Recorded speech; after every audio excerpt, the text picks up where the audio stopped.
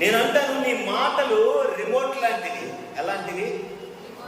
మీరు ఎప్పుడన్నా, మీకు అంత టైం లేదు కాబట్టి చూసి ఉంటారు, కానీ ఇంటికి వెళ్ళిన తర్వాత మీ టీవీ రిమోట్ తీసుకొని చూడండి.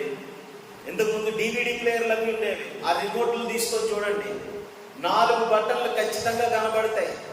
ఒకటేమో ప్లే ఉంటుందా ఉండదా, రెండోది స్టాప్, అదే పాజ్ కానీ స్టాప్. ఆ పక్క ఈ పక్క ఇంకో 2 ఉంటాయి. ఒకటేమో రివైండ్, ఇంకొకటేమో ఫాస్ట్ ఫార్వర్డ్. స్తోత్రం చెప్పుదామా?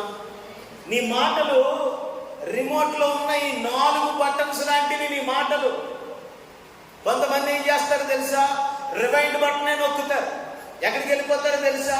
పెళ్ళైన రోజుకి వెళ్ళిపోతారు. కట్నం ఇస్తానన్నాడు మీ నాన్న 5 లక్షలు, 3.5 ఇచ్చాడు, 1,00,000. స్తోత్రం చెప్తామా? ఒక ఆయన ఉన్నాడు, చనిపోయాడు ఆయన. ఈ బోడి 3,000 ఇచ్చిందండి కట్నం ఇది అనేవాడు. 8,000 అంట, 3,000 8,000 కట్ట గుర్తులేదు, చాలా కాలం అయిపోయింది. రివైండ్ బట్టనే. స్తోత్రం చెప్పండి. ఇంటి చేసుకున్నప్పటి నుంచి ఇలాగైపోయింది, దీన్ని చేసుకున్నప్పటి నుంచి ఇలాగైపోయింది, అది అలా చేసింది, ఇది ఇలా చేసింది, ఆడ అలా చేసాడు, ఈడు ఇలా చేశాడు, మీ అమ్మ ఇలా అన్నది, మీ నాన్న అలాగా అన్నాడు. Rewind button. ఎప్పుడు గతంలోనికే పోతా ఉంటారు వాళ్ళు. మాటలంతా ఎప్పుడు రివైండ్ మాటలే.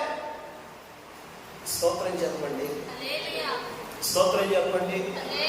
కొంతమంది పాజ్ బటన్ నొక్కేసి పర్వతాలు కనిపించినప్పుడు ఆగిపోతారు. అక్కడ చలనం ఉండదు వాళ్ళకి. ఏముండదు చెప్పాలి.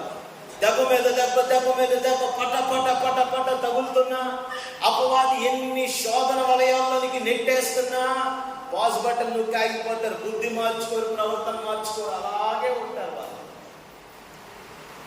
హల్లెలూయా, హల్లెలూయా. స్తోత్రం చెప్పుదామా? Hallelujah, hallelujah. Rewind button, pause button, forward button కాదు. ఆమేన్ చెప్పండి. హల్లెలూయా. ప్లే బటన్ నొక్కాలి నువ్వు. ఏ బటన్ నొక్కాలి?